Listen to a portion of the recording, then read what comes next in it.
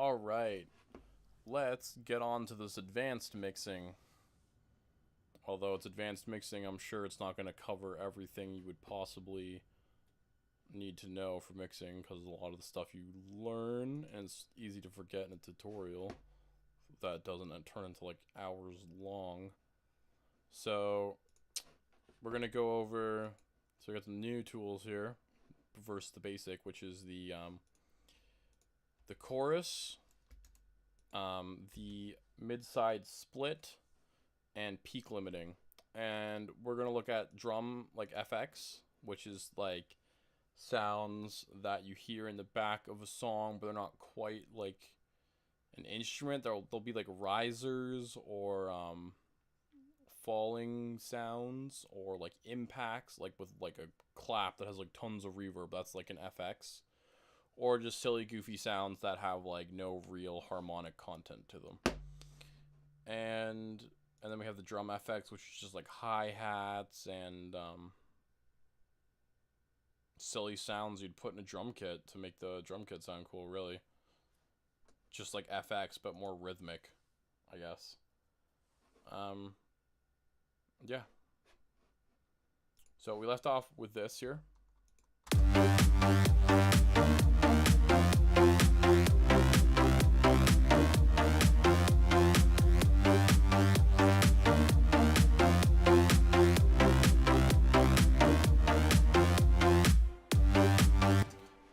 That's what we have. I just didn't play this last bar here.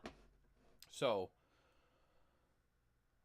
let's get on first of all to, oh yeah, one thing I didn't mention is we're also going to look at the concept of filling space in a mix, so it doesn't sound empty and it sounds like there's a lot going on, so you can't focus on everything at the same time, so that way it actually sounds like intricate music and you don't get bored.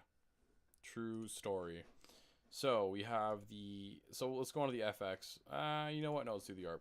So to keep space and make it sound like it's more busy, you would like to have, well, either these chords here with some sort of super saw stacks going on over top of them in some sort of rhythm, or some rhythm that's different than like 8/8, like every eighth note. Or you would go and add an ARP. And ARPs are fantastic. So we have this ARP here.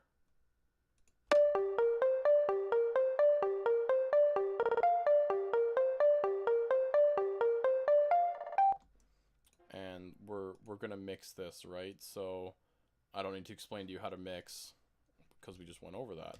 But basically, EQ it. This is a synth, so I want to get rid of its bass. I liked whatever was going on over here in 2.7 kilohertz. So here's, I guess, where the important part about this is. I put a chorus on here. So let's listen to this after it's been mixed.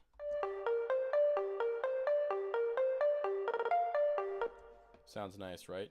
So let's screw around this chorus here, taking it on and off, and you can hear what it does.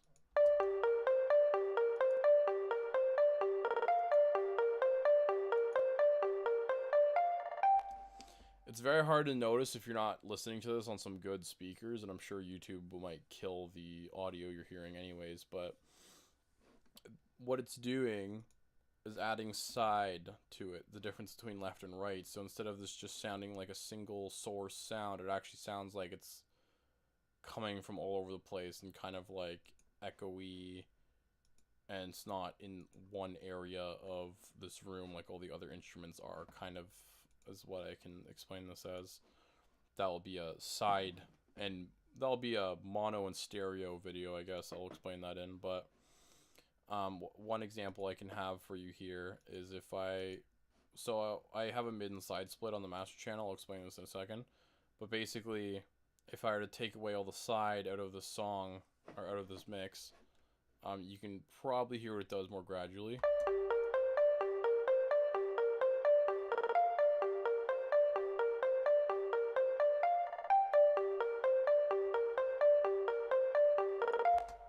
Yeah, that's weird, huh? that's basically what it's adding more of that, like what I was taking away, which helps when you put it in the mix with a bunch of stuff that are more mono than this ARP, and you want this ARP to kind of be a background thing that just adds to it. So yeah, I put a compressor on it and then put the beautiful Bitwig reverb on here, and it will sound like this in the mix.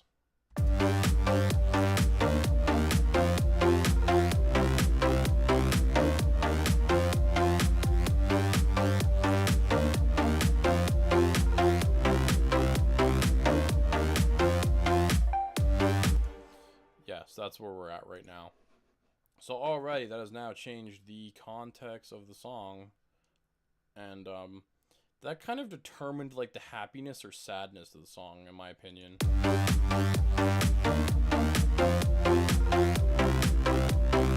Well, I guess this chord right here, this change, kind of told you, oh yeah, we're in G major and this is a happy song.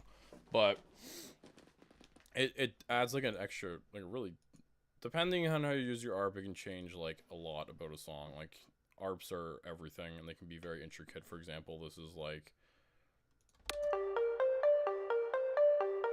it's like three different notes, and then it's just got a spam of the one note with some like either delay or just short cuts.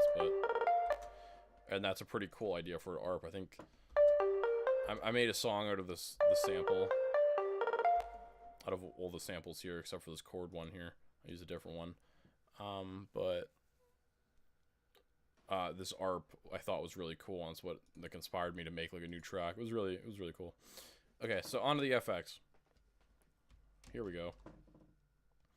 So I have this. That happened to me last time. That was really weird. It's doing it again.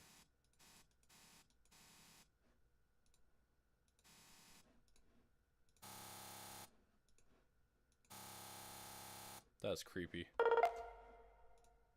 Can now stop. That's so weird. Okay, so it sounds like this. No.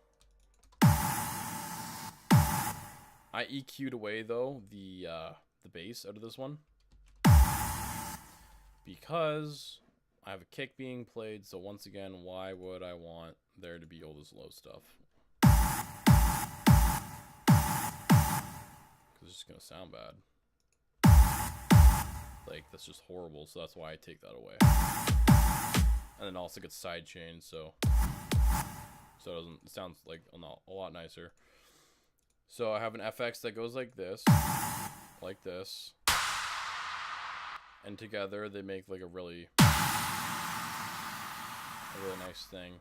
I like to put a reverb on I like to put all my FX, first of all the background stuff, like risers and impacts and stuff, all going to a master channel, which has like a decent amount of reverb on it. Yeah, and then I like to, oh, that reminds me, this is going to be weird, isn't it? Oh, no, it's fixed. Okay. So there's lots of reverb on here, so it goes from this to like, yes, that's why I like the reverb. So I put the reverb on there. You can also put like a peak limiter on here. However, I would never recommend compressing anything like an impact because it's not going to turn out in your favor. But you can put limiters on these and it makes them sound a lot nicer, really. Like, it depends. It really depends. And then I have a little bit of a rise here. Just white noise. If I take these off. Nope. Just to kind of bring us back into the clap again between these bars, and then I've got this at the end here.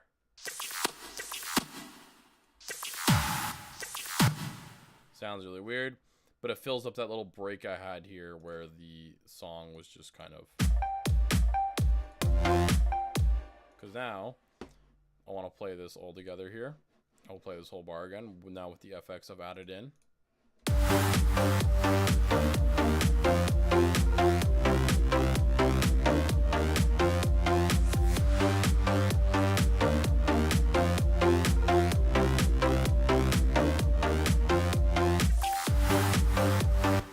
Sure, it could take some like mixing and messing around or more reverb,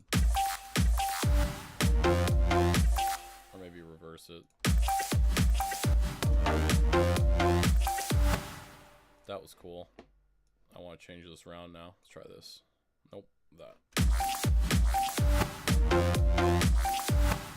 Cool. That sounds better to me. Okay, so yeah, that's like FX. This silly stuff in the background. That's not the ARP. The ARP's not FX. That's just, well, I mean, you could want to call it whatever you want. You can call anything in here whatever you want. But this is what I consider to be FX. It sounds like that.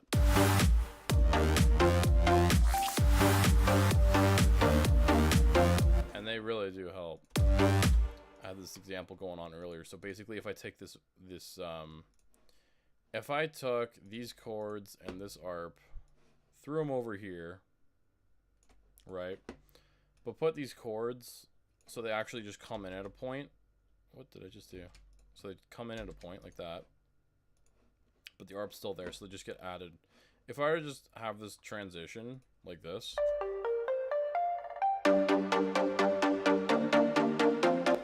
It would sound cool if you had some sort of volume rise on it, right? Like, let's just automate the volume just to prove a point. If I were to come over here and automate this volume.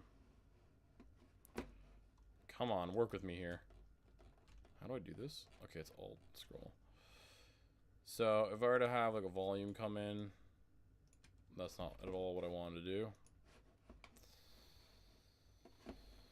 This is messy. So basically, this is at 0 decibels, right? Keep it 0 decibels. That's not at all what I wanted to do. And then you can have a volume come in or like a filter, so it's more like this.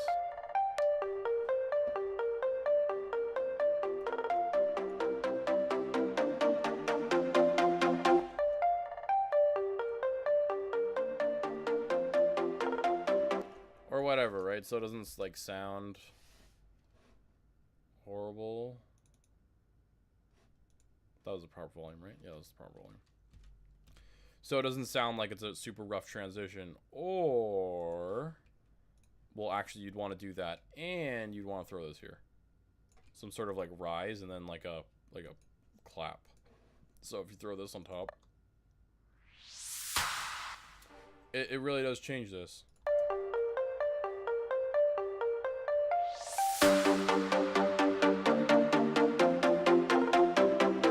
It made it seem like cooler, and that's nice, right? You want to have like cool sounding music, I guess. So now we're gonna go on to this drum stuff here. So I have some audio here for the kicks, for this percussion or drum stuff, right? Now there's some problems with this audio, as you can tell. There's like gushes of air that are just like going nuts there at the start. So why are you automated?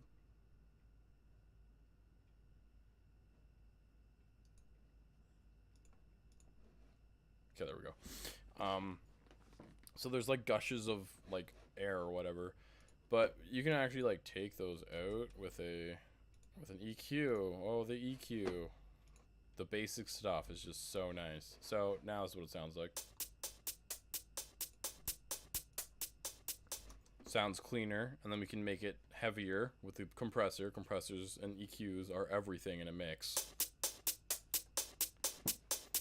Beautiful. Throw some of that reverb on there to make it sound like it's coming from a room, and then sidechain it.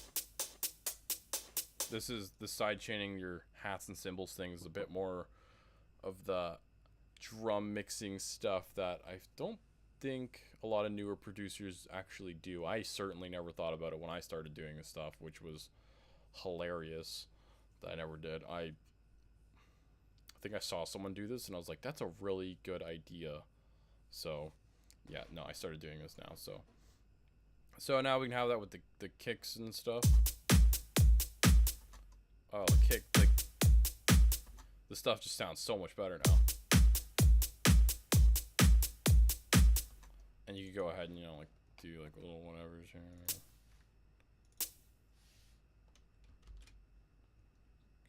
Get crazy. That was a bit much.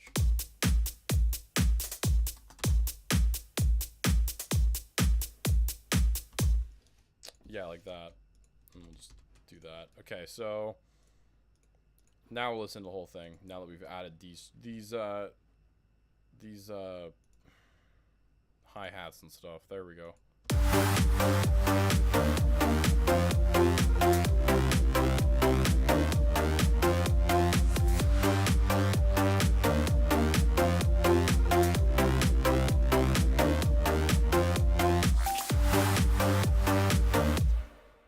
You can kind of hear it. It makes a difference. Trust me. And then we have the back to this here. So basically what I was talking before about the side, like the stereo mono or the side and middle. You don't really, you could get on Monster Cat, do whatever the heck you want and not have a clue, not know anything about how like this sort of stuff works, as long as you know how it sounds or it just works. If you want to know how it works, I'm going to make a video, but for right now, literally, you take your mid-side split tool in whatever program. You can do this in FL Studio. You can do it in any DAW if you have FabFilter Pro Q2. I can guarantee you can do a mid-side split using that. You can look it up on YouTube. It's so simple. You just split an EQ band that's on a high pass and you just do it.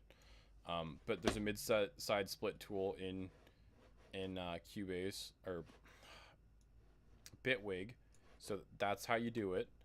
FL Studio Guru made one on how to actually do this using Patcher and Stereo Imager and a preset they made, and using 2 parametric EQs to actually cut to do this.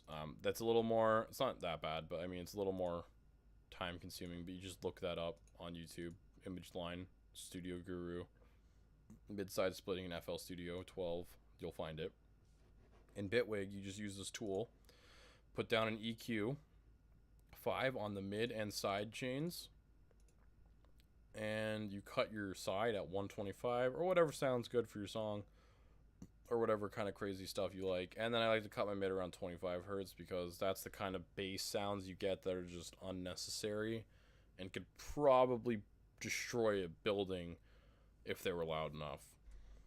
So like if you're gonna make like a crazy banger, you don't want all your low 20 hertz mid stuff that probably your average sound system in a studio wouldn't even get, or not a studio, in a club would get. But you don't want it to just like blow up the whole club like that. Everyone would have a bad day.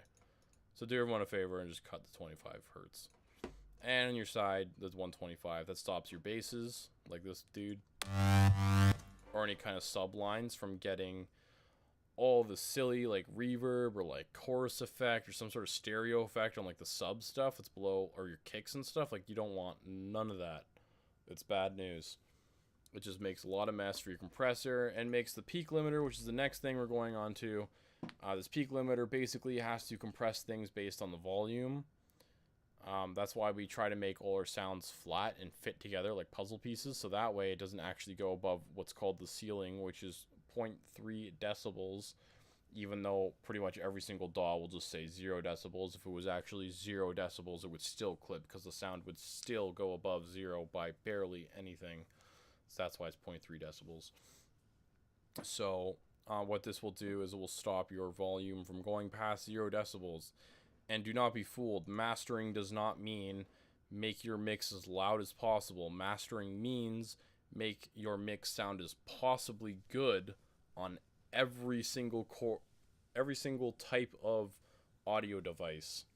So like a crappy speaker laptop in a car, that's the test. You make your music, you listen to it on your pair of Beats headphones off your phone, and then you go plug in your phone with your music on it into your car and just blast that and just see if it works. If it sounds like garbage, the chances are that if you played on anything else besides your Beats headphones, which they sounded good, and your speakers, which they sounded good, it's not going to sound good because the car if you pass the car test, you pass like everything, because car audio systems are just friggin' horrible, man.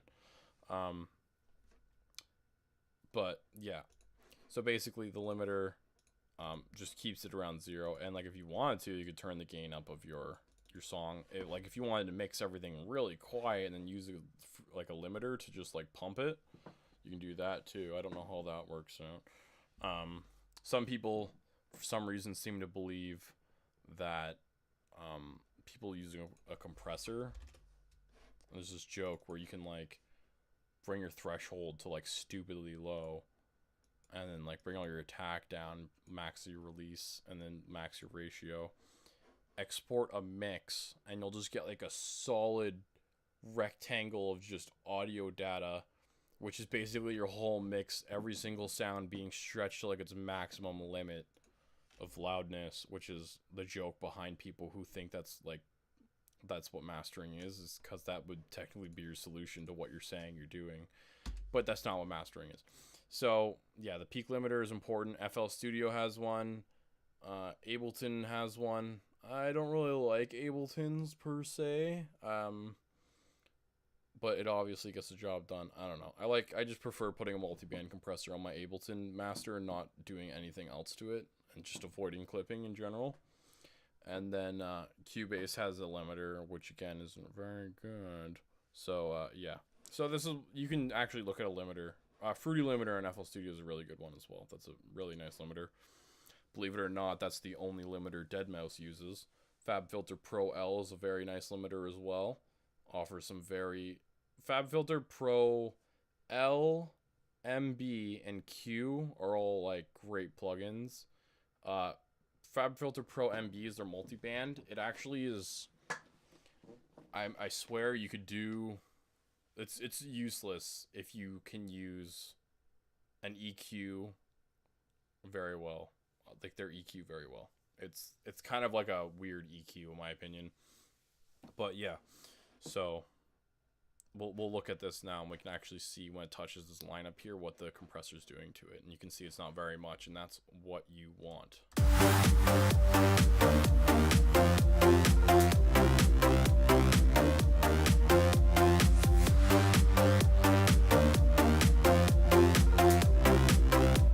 You can see there's these two dips here. That's when it's activating. The rest of the straight line, it's not being turned on. That's perfect, because like if this thing was just being activated all the time, if that's going on, if this is happening to you and your ceiling's at whatever your DAWS says is like the 0 decibels, like you won't clip if you have it here, and it won't clip, it's right. But if it's doing this, that is really bad.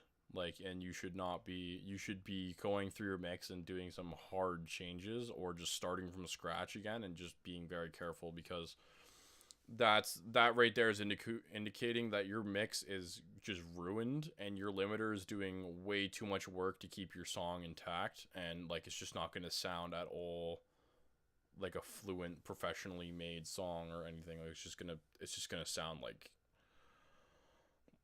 your song's being stretched around like a rubber band or something.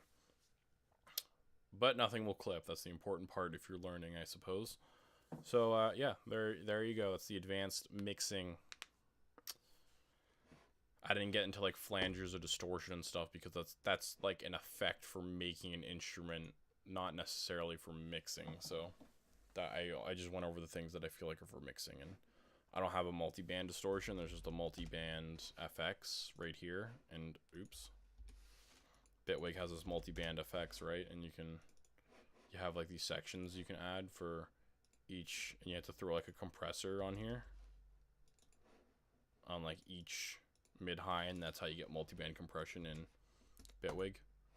So yeah, thanks for watching. Bye.